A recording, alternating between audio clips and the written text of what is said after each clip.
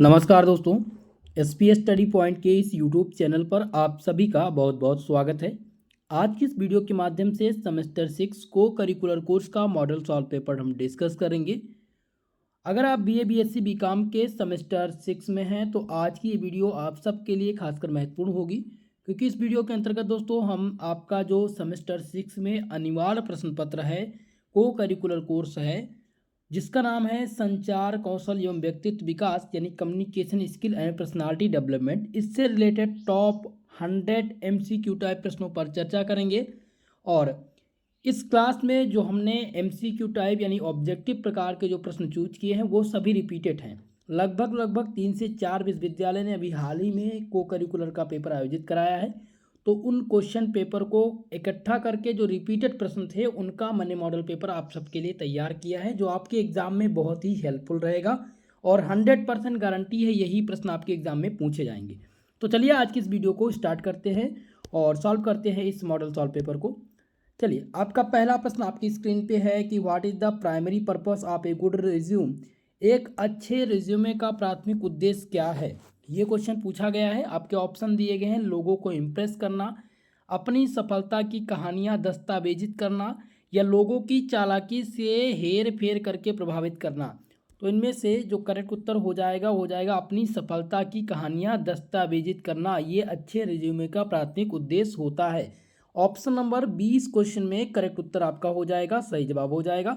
चलिए, अगला प्रश्न आपकी स्क्रीन पे आ गया है। नेक्स्ट क्वेश्चन कह रहा है कि एक अच्छे संप्रेषण में क्या बाधक है, which one is the hindrance is good communications. पहला ऑप्शन है कि भाव भूमिका या विपरीत संकेत यानी जिसे शोर कहते हैं, या इनकोडिंग या फिर डिकोडिंग। तो इनमें से शोर आपका ऑप्शन बी करेक्ट उत्तर हो जाएगा। नॉइज जो है वो संप्रेषण बाधक का कारण बनता है। अगला प्रश्न है क्वेश्चन नंबर नेक्स्ट आपका कि शब्दों के बिना संसार का माफ कीजिएगा, शब्दों के बिना संचार का मतलब क्या है।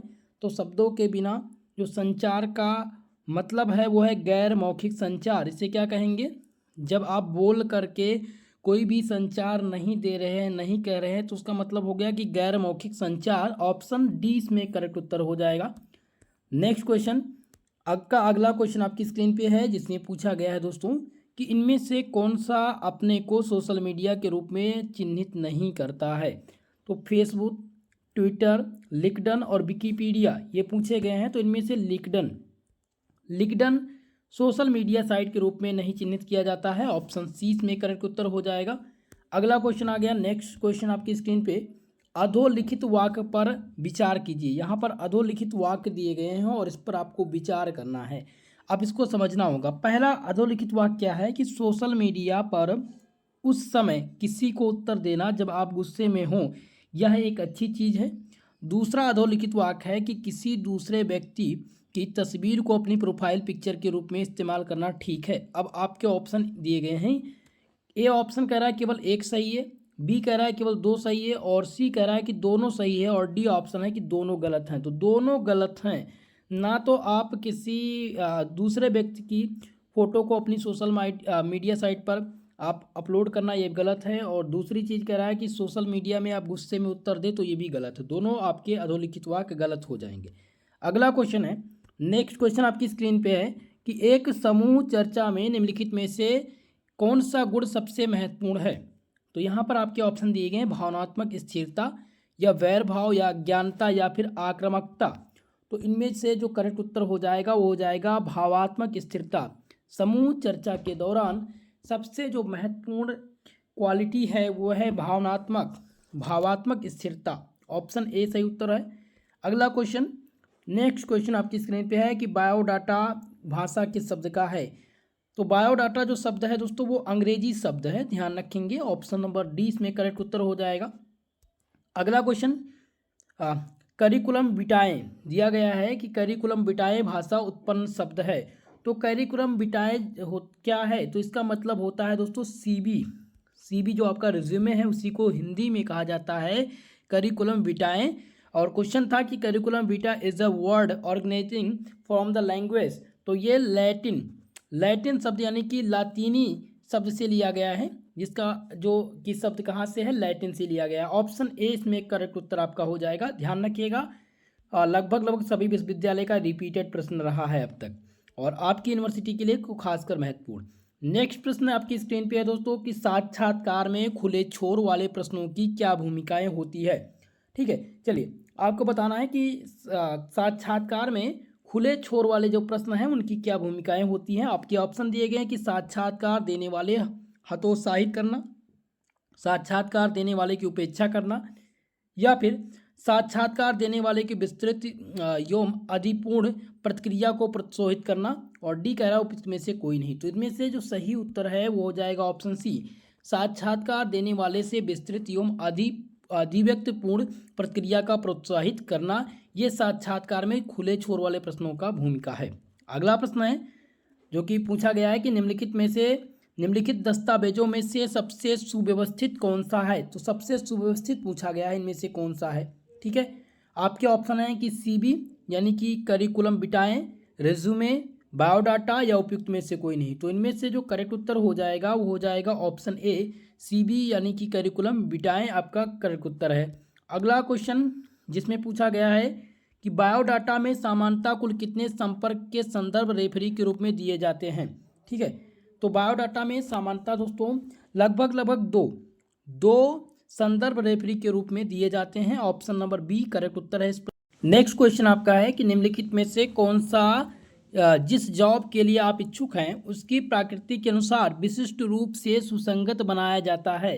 तो पहला ऑप्शन है सीबी, बायोडाटा, रिज्यूमे, या फिर जीवन वृत्त। तो इसमें सबसे इम्पोर्टेंट जो हो जाएगा वो हो जाएगा सीबी। आप किसी भी चीज़ के लिए इच्छुक हैं और उसकी प्रकृति के अनुसार जो आप बायोडाटा तैयार करते हैं, सुसंगत बनाते हैं, उसको सीबी कहा जाता है। ऑप्शन ए करेक्ट उत्तर है। अगला क्वेश्चन, नेक्स्ट क्वेश्चन आपकी स्क्रीन पे है जिसमें पूछा गया है दोस्तों कि सीबी की शुरुआत में आवेदक का सारांश किसके रूप में कार्य करता है। तो इसमें ध्यान रखेंगे कि सीबी की शुरुआत में जो आवेदक का सारांश होता है वो सार के रूप में कार्य करता है। किसके रूप में? सार के रूप में कार्य करता है। ऑप्शन सी करेक्ट उत्तर हो जाएगा। अगला प्रश्न है कि which is the maintained in the resume. Biodata में किसका उल्लेख होता है। तो बायोडाटा में हम पता लिखते हैं, आयु लिखते हैं और नेशनैलिटी लिखते हैं। ठीक है, तो इनमें से आपका सही उत्तर होना चाहिए उपयुक्त सभी। ऑप्शन डी करेक्ट उत्तर है। नेक्स्ट क्वेश्चन आपकी स्क्रीन पे है जो कि मोस्ट इंपॉर्टेंट है मेरे दोस्तों। क्या पूछा गया है कि समूह चर्चा उम्मीदवार की क्षमता का आकलन करती है। तो समूह जो चर्चा होती है वो दूसरों का नेतृत्व करने की क्षमता का आकलन करती है। ठीक है, जब भी समूह चर्चा का मतलब हो गया कि कई लोग इकट्ठा होकर के चर्चा में सम्मिलित होंगे और उस चर्चा में आप किसी दूसरे का नेतृत्व करने का जो आकलन है, क्षमता का आकलन कर रहे होते हैं। तो ऑप्शन डी करेक्ट उत्तर हो जाएगा। नेक्स्ट प्रश्न है कि निम्नलिखित में से कौन सा बायोडाटा में प्रकट नहीं होता है। तो पहला ऑप्शन है यहाँ पर दिया गया है संदर्भ, पता, नाम या कैरियर लक्ष्य। तो कभी भी आप अपने कैरियर एम के बारे में बायोडाटा यानी सीबी में नहीं लिखते हैं, बल्कि रेफरेंस, एड्रेस और नेम ये तीनों यहाँ पर मेंशन होता है। ऑप्शन इसमें कौन सा सही हो जाएगा? डी वाला ऑप्शन करेक्ट उत्तर होगा। चलिए अगले प्रश्न की ओर। नेक्स्ट क्वेश्चन आपकी स्क्रीन पे आ गया है जिसमें पूछा गया है कि संचार में सीधे नज़र मिलाकर संप्रेषण करने का क्या अर्थ है। अगर आप संचार में सीधी नज़र मिला करके संप्रेषण कर रहे हैं तो इसका मतलब यह है कि आपके अंदर आत्मविश्वास, ईमानदारी और सावधानी ये तीनों हैं। इसी वजह से आप सीधे नज़र मिला करके संप्रेषण कर पा रहे हैं। ऑप्शन डी करेक्ट उत्तर हो जाएगा। अगला क्वेश्चन, नेक्स्ट क्वेश्चन आपकी स्क्रीन पे है जिसमें पूछा गया है कि संचार प्रक्रिया का उद्देश्य क्या है। तो संचार प्रक्रिया का जो उद्देश्य होता है वो होता है व्यक्तियों या समूहों के बीच जानकारी और विचारों को संप्रेषित करना। ये होता है संचार प्रक्रिया का उद्देश्य। ऑप्शन ए करेक्ट उत्तर हो जाएगा, सही जवाब हो जाएगा। नेक्स्ट क्वेश्चन आपकी स्क्रीन पे आ गया कि निम्नलिखित में से कौन सा गैर मौखिक संचार का उदाहरण है। तो गैर मौखिक संप्रेषण आपको बताना है। पहला ऑप्शन है फ़ोन पर बात करना, हाथ से इशारे का उपयोग, ईमेल भेजना या पत्र लिखना। तो जब भी आप हाथों से इशारा कर रहे हैं, अपने बॉडी लैंग्वेज के आधार पर, अपने हाव भाव के आधार पर किसी भी चीज़ को इंडिकेट कर रहे हैं, तो वो गैर मौखिक संचार के अंतर्गत आता है। ऑप्शन नंबर 20 क्वेश्चन में करेक्ट उत्तर हो जाएगा। नेक्स्ट प्रश्न आ गया आपकी स्क्रीन पे, जो कि पूछा गया है कि कौन सा शारीरिक भाषा का प्रारूप है। शारीरिक भाषा का प्रारूप पूछा गया है। पहला ऑप्शन है भाषा प्रतिरूप, संकेत भाषा, समीप्य भाषा या फिर चुप्पी। तो इनमें से जो करेक्ट उत्तर हो जाएगा वो हो जाएगा संकेत भाषा। संकेत भाषा शारीरिक भाषा का प्रारूप है। ऑप्शन डी करेक्ट उत्तर हो जाएगा। अगला क्वेश्चन जिसमें पूछा गया है कि कौन सा दैहिक भाषा का स्वरूप नहीं है। दैहिक भाषा का स्वरूप पूछा गया है तो मुखाविभक्त, दृष्टि संबंध और विमंगा या फिर मौखिक। तो मौखिक इसमें करेक्ट उत्तर होगा। मौखिक जो है दैहिक भाषा का स्वरूप नहीं है, बाकी ये सभी है। ऑप्शन डी करेक्ट उत्तर होगा। अगला क्वेश्चन आपकी स्क्रीन पे है जो कि मोस्ट इंपॉर्टेंट है कि लाल रंग दर्शाता है। दोस्तों लाल रंग जो है वो हमेशा अंगित या उत्तेजना दर्शाता है। ऑप्शन ए करेक्ट उत्तर हो जाएगा। बाकी इसमें दिया था शीतलता, प्रसन्नता, तो ये तीनों इसके अंतर्गत नहीं आते हैं। ठीक है, ये अंगित या उत्तेजना को प्रदर्शित करता है लाल रंग। नेक्स्ट क्वेश्चन आपकी स्क्रीन पे है जिसमें पूछा गया कि शारीरिक भाषा संबंधित है।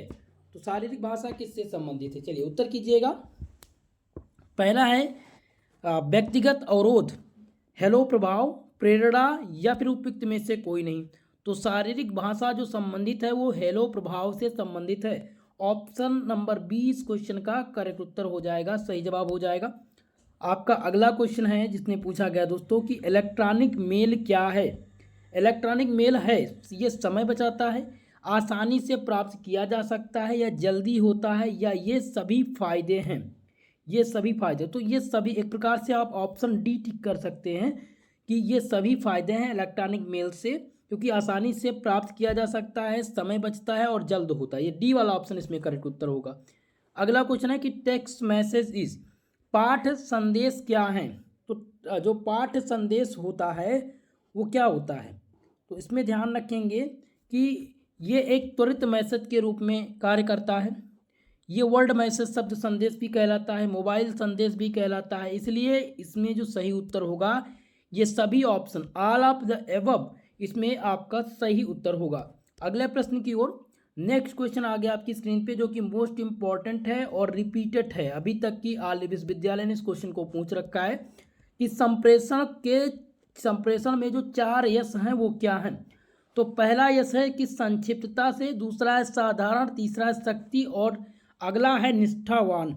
इसमें आपका जो सही उत्तर होगा वो हो जाएगा ऑप्शन नंबर ए। ध्यान रखेंगे दोस्तों कि संक्षिप्तता, साधारण, शक्ति और निष्ठावान ये संप्रेषण के 4 यश हैं जो कि मोस्ट इंपॉर्टेंट हैं। कई बार का ये रिपीटेड प्रश्न रहा है।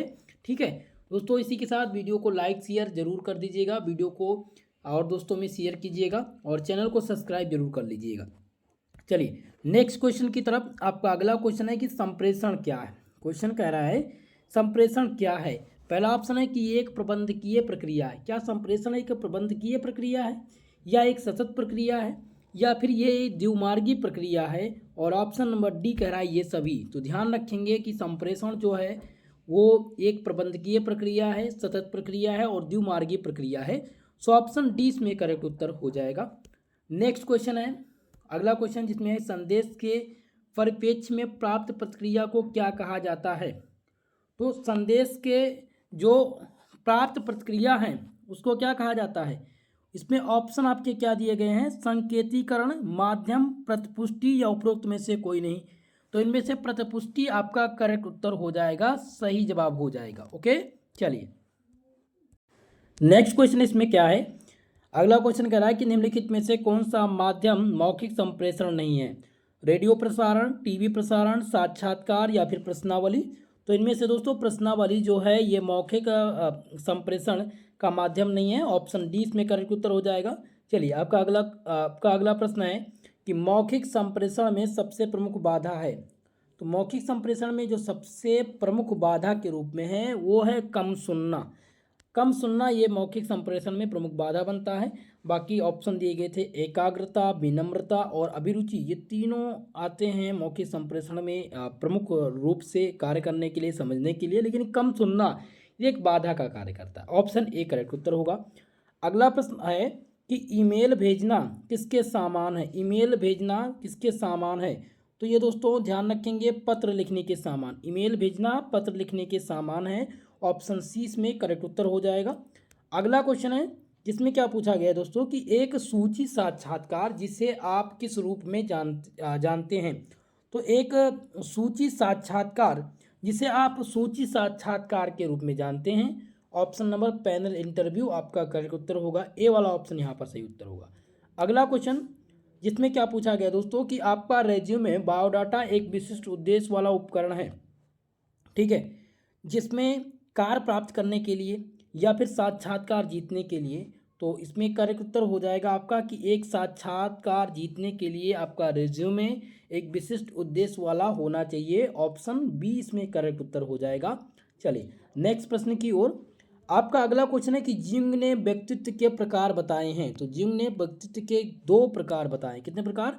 2 प्रकार। और दोनों प्रकार में कौन सा सम्मिलित है? बहिर्मुखी और अंतर्मुखी। ओके, सी वाला ऑप्शन करेक्ट उत्तर हो जाएगा। अगला क्वेश्चन है कि व्यक्तित्व के विकास के घटक, व्यक्तित्व के विकास के घटक इनमें से कौन कौन से हैं? ठीक है, शरीर, ग्रंथियां, वातावरण या उपरोक्त सभी। तो इनमें से जो सही उत्तर हो जाएगा वो हो जाएगा उपरोक्त सभी। ठीक है, ये उपरोक्त सभी जो हैं शरीर, ग्रंथियां और वातावरण, ये व्यक्तित्व के विकास के एक प्रकार के घटक के रूप में जाने जाते हैं। डी ऑप्शन करेक्ट उत्तर है। अगला क्वेश्चन नंबर नेक्स्ट आपका है कि व्यक्तित्व में मापन की विधियां क्या हैं। व्यक्तित्व के मापन की विधियां पूछी गई हैं। प्रश्नावली, साक्षात्कार या परिक्षेपण या सभी। तो इनमें से सभी आपका करेक्ट उत्तर हो जाएगा। ये मापन की, व्यक्ति के मापन की प्रमुख विधियां हैं। ऑप्शन डी करेक्ट उत्तर है। नेक्स्ट प्रश्न आपकी स्क्रीन पे आ गया जिसमें क्या है दोस्तों कि सोरसा पूछा गया है। माफ कीजिएगा, रोरसा स्याही धब्बा परीक्षण कितने कार्डों का प्रयोग किया जाता है। तो इसमें जो प्रयोग किए जाते हैं वो 10 card. Option number A correct उत्तर है। नेक्स्ट प्रश्न जिसमें पूछा गया है कि अस्पष्ट संचार की ओर ले जाता है। तो अस्पष्ट संचार जो होता है दोस्तों वो तेज कार्य की ओर ले जाता है। ऑप्शन नंबर इसमें डी करेक्ट उत्तर है। आपका अगला प्रश्न आपकी स्क्रीन पे है कि व्यक्तित्व शब्द की उत्पत्ति लैटिन भाषा के किस शब्द से हुई है। तो ध्यान रखेंगे दोस्तों कि व्यक्तित्व शब्द की जो उत्पत्ति हुई है वो लैटिन शब्द के पर्सोना से हुई है। ऑप्शन सी इसमें करेक्ट उत्तर आपका हो जाएगा। नेक्स्ट क्वेश्चन आपका अगला प्रश्न इसमें है। नेक्स्ट क्वेश्चन क्या कह रहा है कि व्यक्तित्व में उन मनोशारीरिक अवस्थाओं का गतिशील संगठन है जो उसके पर्यावरण के साथ उसका अद्वितीय सामंजस्य निर्धारित करता है। ये परिभाषा किसकी है? तो ये परिभाषा आलपोर्ट ने दी थी। ऑप्शन नंबर बी इस क्वेश्चन में सही जवाब हो जाएगा। नेक्स्ट क्वेश्चन आपकी स्क्रीन पे है जिसमें पूछा गया कि सेल्डन के अनुसार व्यक्तित्व के प्रमुख प्रकार क्या हैं। तो सेल्डन के अनुसार दोस्तों जो व्यक्तित्व के प्रमुख प्रकार हैं वो 3 प्रकार हैं। ऑप्शन ए इसमें सही उत्तर हो जाएगा। नेक्स्ट क्वेश्चन है जिसमें क्या पूछा गया है कि हम अपने विचारों, अवधारणाओं और भावनाओं को किसके माध्यम से साझा करते हैं। तो इसमें जो साझा करते हैं दोस्तों तो वो संचार के माध्यम से, संचार के माध्यम से हम अपने विचार, अवधारणा और भावनाओं को साझा करते हैं। ऑप्शन ए करेक्ट उत्तर इसमें हो जाएगा। जैसे हम आप लोग को संचार के माध्यम से ही ये क्लास दे रहे हैं, ठीक है, ये एक माध्यम ही है यूट्यूब जो कि आप सबके लिए इम्पोर्टेंट कारगर साबित हो रहा है। अगला प्रश्न देखते हैं। नेक्स्ट क्वेश्चन जिसमें क्या पूछा गया है कि इनमें से कौन सा संचार का प्रकार नहीं है। मौखिक, अमौखिक, दृश्य और दुख। तो इसमें से दुख कोई संचार का कारण या प्रकार नहीं है, जिसमें दृश्य, अमौखिक और मौखिक ये सब संचार के अंतर्गत आते हैं। अगला क्वेश्चन जिसमें पूछा गया है दोस्तों कि नित्या अपने साथियों के साथ एक मुद्दे पर चर्चा करना चाहती है, यह किस प्रकार का संचार है। ये लिखित, मौखिक, छवि या फिर वीडियो। तो ये मौखिक संचार का कारण वर्बल, ठीक है, ये वर्बल कम्युनिकेशन कहलाएगा कि नित्या अपने साथियों के साथ किसी मुद्दे पर चर्चा करनी चाहती है, तो ये मौखिक संचार का कारण है। ठीक है, ऑप्शन नंबर बी करेक्ट उत्तर हो गया। आपका नेक्स्ट प्रश्न है कि मौखिक संचार उपयोग है संकेत, शब्दों, संख्याओं या छवि का। तो मौखिक संचार किसका उपयोग है भैया? तो ध्यान रखेंगे ये इसमें आपका करेक्ट उत्तर हो जाएगा कौन सा? संकेत, शब्द, ठीक है, या फिर छवि। तो इसमें आपका सही उत्तर होना चाहिए छवि, माफ कीजिएगा शब्द। ठीक है, मौखिक संचार शब्दों का उपयोग है। ऑप्शन नंबर बी करेक्ट उत्तर, क्योंकि जब आप शब्द का प्रयोग करेंगे तभी तो आप बोलेंगे। सो ऑप्शन बी करेक्ट उत्तर है। अगला क्वेश्चन दोस्तों, साक्षात्कार की अवस्था पूछी गई है कि साक्षात्कार की कितनी अवस्था होती है। मोस्ट इंपॉर्टेंट है, ध्यान रखिएगा। ठीक है, तो इनमें से साक्षात्कार की जो अवस्था है वो 4 अवस्थाएं हैं। ऑप्शन डी इसमें करेक्ट उत्तर हो जाएगा। नेक्स्ट प्रश्न है कि इनमें से कौन सा साक्षात्कार का प्रकार नहीं है। साक्षात्कार का प्रकार पूछा गया है कि कौन सा नहीं है। तनाव साक्षात्कार, संगीत साक्षात्कार, समूह साक्षात्कार या फिर स्क्रीनिंग साक्षात्कार। तो इनमें से दोस्तों स्क्रीनिंग साक्षात्कार जो है, स्क्रीनिंग इंटरव्यू है, ये साक्षात्कार का प्रकार नहीं है। ऑप्शन डी करेक्ट उत्तर हो जाएगा। नेक्स्ट क्वेश्चन आपकी स्क्रीन पे है जो कि मोस्ट इंपॉर्टेंट, जिसमें पूछा गया है क्यूरिकुलम बीटी किस भाषा का शब्द है। तो ये दोस्तों ध्यान रखेंगे, लैटिन भाषा का शब्द है। ऑप्शन ए करेक्ट उत्तर हो जाएगा। अगला क्वेश्चन, चलिए नेक्स्ट क्वेश्चन की तरफ, कि अशाब्दिक संप्रेषण के अंतर्गत आते हैं। अशाब्दिक संप्रेषण जो है वो चिन्ह, संकेत, सूचित चिन्ह या फिर ये सभी। तो इनमें दोस्तों ध्यान रखेंगे कि सूचित चिन्ह, संकेत और चिन्ह, ये सभी अशाब्दिक संप्रेषण में सम्मिलित हैं। ऑप्शन नंबर डी इस क्वेश्चन का करेक्ट उत्तर होगा। अगला क्वेश्चन है कि आपको सबसे पहले कौन सा उत्पाद लगाना चाहिए। तो यहाँ पर है, तो यहाँ पर ध्यान रखेंगे प्राइमर, सबसे पहले आपको प्राइमर लगाना चाहिए। ऑप्शन बी करेक्ट उत्तर हो जाएगा। नेक्स्ट क्वेश्चन है मोस्ट इंपॉर्टेंट, जिसमें पूछा गया है निम्नलिखित में से कौन सा व्यक्तित्व के एस बड़े गुण में से एक नहीं है। ठीक है, तो इनमें से सम्मिलित क्या है। एस बड़े अक्षर में से नहीं, रचनात्मकता नहीं सम्मिलित है। बाकी सहमतता, कर्तव्यनिष्ठा, मनोविलुप्तता, ये सम्मिलित है एस व्यक्तित्व के एस बड़े गुणों में से, लेकिन रचनात्मक नहीं सम्मिलित है। तो यहाँ पर आपका ऑप्शन नंबर ए सही हो जाएगा, रचनात्मकता। अगला क्वेश्चन आपकी स्क्रीन पे, जिसमें पूछा गया कि साक्षात्कार आमने सामने होने वाला वह वार्तालाप है जिसका उद्देश्य तथ्यपूर्ण सूचना प्राप्त करना होता है। ये परिभाषा किसकी है। तो ये जो परिभाषा दी गई थी दोस्तों, वो लिकर्ट के द्वारा दी गई थी। ये लिकर्ट भाई साहब ने परिभाषा दिया था कि साक्षात्कार आमने सामने होने वाला वार्तालाप है जिसका उद्देश्य तथ्यपूर्ण सूचना प्राप्त करना होता है। ऑप्शन डी करेक्ट उत्तर होगा। नेक्स्ट प्रश्न है कि साक्षात्कार की विशेषताएं में से पूछी गई है। ठीक है, तो ध्यान रखेंगे साक्षात्कार की जो विशेषताएं हैं उसमें पहला है कि यह उद्देश्य केंद्रित होता है, आमने सामने वार्तालाप और व्यवहार के अध्ययन के लिए प्रयोग होता है। तो इसलिए ऑप्शन डी इसमें सही उत्तर हो जाएगा। नेक्स्ट क्वेश्चन आपकी स्क्रीन पे है, जिसमें क्या पूछा गया है कि शिक्षा के किस भाग को रेज्यूमे में नहीं लिखा जाता है। तो कभी भी हम प्राथमिक शिक्षा को रेज्यूमे में नहीं लिखते हैं। ऑप्शन ए इसमें करेक्ट उत्तर हो जाएगा। प्राथमिक शिक्षा का मतलब आप समझ रहे हैं, कक्षा प्ले ग्रुप से लेकर के और क्लास 9 तक। ठीक है, ये हम रेज्यूमे में मेंशन नहीं करते हैं। ऑप्शन ए करेक्ट उत्तर हो जाएगा। अगला क्वेश्चन है कि समूह चर्चा क्या है। समूह चर्चा क्या है। तो समूह चर्चा एक औपचारिक बैठक है जिसमें व्यक्ति एक प्रकरण पर चर्चा करते हैं, इसे हम समूह चर्चा कहते हैं। ऑप्शन ए इस प्रश्न का सही उत्तर होगा। चलिए नेक्स्ट क्वेश्चन आपकी स्क्रीन पे है दोस्तों, जिसमें पूछा गया है कि निम्नलिखित में से कौन सा व्यक्तित्व का प्रमुख गुण है। व्यक्तित्व का क्या पूछा गया है, प्रमुख गुण पूछा गया है। ऑप्शन है सुंदरता, व्यवहार, वेशभूषा या उपयुक्त में से कोई नहीं। ध्यान रखेंगे कि व्यवहार जो है ये व्यक्तित्व की एक प्रकार का गुण है। ऑप्शन नंबर 20 क्वेश्चन का करेक्ट उत्तर है। अगला क्वेश्चन है कि वोनर ने व्यक्तित्व के कितने प्रमुख तत्व बताए हैं। तो वोनर ने दोस्तों 4 प्रमुख तत्व बताए थे। ऑप्शन ए इस क्वेश्चन का करेक्ट उत्तर होगा। नेक्स्ट प्रश्न आपका है, जिसमें क्या पूछा गया है कि पियागेट ने व्यक्तित्व विकास की कितनी अवस्थाएं बताई हैं। तो दोस्तों कितनी अवस्थाएं बताई थी। तो इन्होंने बताई थी अवस्था कितनी, 4 अवस्था बताई थी। ऑप्शन ए इसमें करेक्ट उत्तर हो जाएगा। और वोनर ने व्यक्तित्व के जो प्रमुख तत्व बताए थे वो 6 प्रमुख तत्व बताए थे। ठीक है, इसमें आपका सी सही है और इसमें आपका ए सही है। तो वोनर ने व्यक्तित्व के जो प्रमुख तत्व बताए, ध्यान रखेंगे कितने तत्व हैं, 6। और पियागेट ने व्यक्तित्व विकास की जो अवस्था बताई है वो 4 अवस्था बताई है। क्लियर है। चलिए आगे बढ़ें। नेक्स्ट प्रश्न आपकी स्क्रीन पे है, जिसमें पूछा गया है कि निम्नलिखित में से कौन सी बहिर्मुखी व्यक्तित्व की विशेषता नहीं है। तो बहिर्मुखी व्यक्तित्व की जो विशेषता नहीं है वो इनमें से हो जाएगा आक्रामक स्वभाव। आक्रामक स्वभाव ये बहिर्मुखी को इंडिकेट नहीं करता है। ऑप्शन सी करेक्ट उत्तर हो जाएगा। नेक्स्ट प्रश्न आपकी स्क्रीन पे आ गया है कि बचपन में व्यक्तित्व होता है, बचपन में व्यक्तित्व होता है अंतर्मुखी, बहिर्मुखी, उभयमुखी या फिर उपरोक्त सभी। तो इनमें से ध्यान रखेंगे कि जो बचपन में व्यक्तित्व होता है वो बहिर्मुखी होता है। ऑप्शन नंबर बी करेक्ट उत्तर हो जाएगा। अगला प्रश्न आपकी स्क्रीन पे आ गया है, जिसमें पूछा गया है कि निम्नलिखित में से कौन सा अंतर्मुखी व्यक्तित्व की विशेषता नहीं है।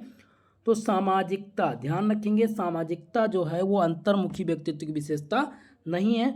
ऑप्शन सी करेक्ट उत्तर होगा। अगला क्वेश्चन है जिसमें पूछा गया कि ग्रंथियों के आधार पर विभिन्न प्रकार के व्यक्तित्व का वर्णन किसने किया था। तो दोस्तों जो किया था वो कैनन ने किया था। कैनन ने ग्रंथियों के आधार पर विभिन्न प्रकार के व्यक्तित्व का वर्णन किया था। सी वाला ऑप्शन इसमें करेक्ट उत्तर हो जाएगा।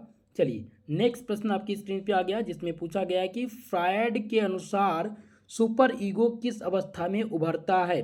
तो सुपर ईगो लैंगिक अवस्था में, फ्रायड के अनुसार सुपर ईगो लैंगिक अवस्था में उभरता है। ऑप्शन सी इसमें सही उत्तर हो जाएगा।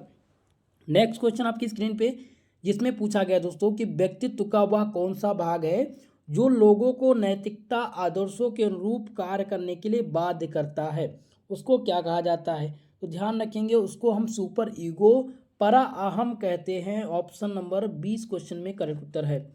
नेक्स्ट क्वेश्चन जिसमें पूछा गया है कि किस सिद्धांतकार ने व्यक्तित्व में आत्मा अवधारणा के महत्व पर ध्यान केंद्रित किया था।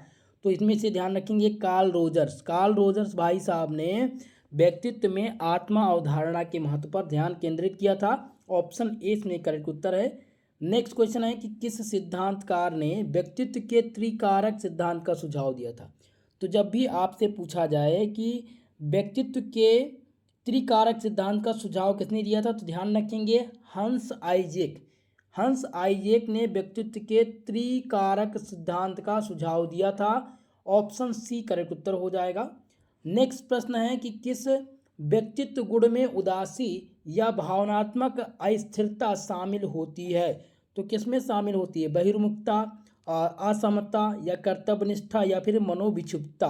तो इनमें से दोस्तों जो करेक्ट उत्तर आपका हो जाएगा वो हो जाएगा यहाँ पर ऑप्शन नंबर डी मनोविक्षुब्धता। ओके चलिए अगला क्वेश्चन जिसमें क्या पूछा गया है कि निम्नलिखित में से कौन सा परीक्षण पूर्णतया मौखिक परीक्षण है। तो मौखिक परीक्षण इनमें से कौन सा है। तो व्यक्तित्व प्रश्नावली जो है ये मौखिक परीक्षण के अंतर्गत आता है। ऑप्शन सी सही उत्तर हो जाएगा। नेक्स्ट क्वेश्चन आपकी स्क्रीन पे जिसमें क्या पूछा गया है कि निम्नलिखित में से कौन सा व्यक्तित्व माप की अप्रेक्षी तकनीकी है।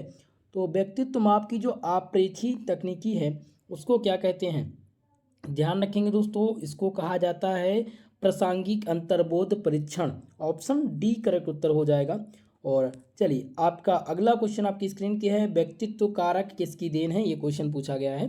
तो ध्यान रखेंगे कि व्यक्तित्व कारक जो है वो रेमंड कैटल की प्रमुख देन है। ऑप्शन बी करेक्ट उत्तर है। नेक्स्ट क्वेश्चन आपकी स्क्रीन पे है कि व्यक्तित्व की आत्मा विवरण माप एक उदाहरण है। तो व्यक्तित्व की आत्मा विवरण माप जो उदाहरण है दोस्तों वो किसकी उदाहरण है, चलिए जल्दी से बताइएगा। ऑप्शन नंबर यहाँ पर ए सही हो जाएगा। MMPI ये व्यक्तित्व की आत्म विवरण का एक माप है।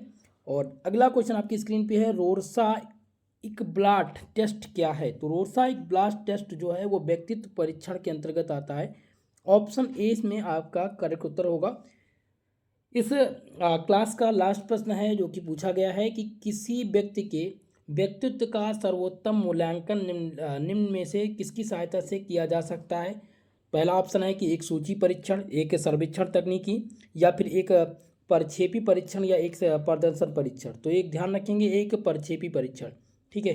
किसी व्यक्ति के व्यक्तित्व का सर्वोत्तम मूल्यांकन एक प्रक्षेपी परीक्षण की सहायता से किया जा सकता है। ऑप्शन सी इसमें करेक्ट उत्तर हो जाएगा।